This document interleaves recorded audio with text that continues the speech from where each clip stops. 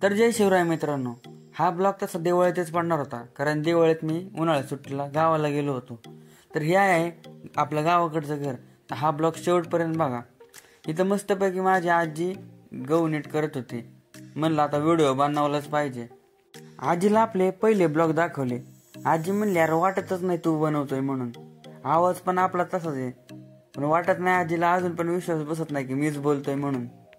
नंतर भाऊ आणि मी शेतात गेलो, कारण शेतात तूर लावली होती. म्हणलं लय दिवसातून आलोय तर म्हणलं फिरून तर यावं. मस्तपैकी आजोबाची लुन्ना घेऊन गेलो. लुन्ना काय आपल्याला जमत नव्हते नीट, म्हणून मी त्यालाच दिली चालवलं. चालव म्हणलं तुझ. चांगलं सुखातून जाताना काय वाटलं नाही.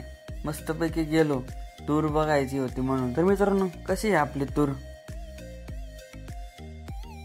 गावाकडचे रस्ते जरी खराब असले ना तरी वातावरण एकच नंबर आहे बरं का. लय दिवसातून गावाकडे गेल्यामुळे गावाकडचे बी म्हणत असतील याला कोण नवीन पाहुणा आलं. भाऊला म्हणलं आता पाडतो का काय. भाऊला म्हणलं गाडी जर पडली आणि तू जरी पडला तरी मी व्हिडिओ काढणं काही सोडणार नाही, आधीच सांगतोय. आधीच आपली पब्लिक नाराज आहे आपल्यावर. लय दिवस झालं ब्लॉगच नाही टाकला.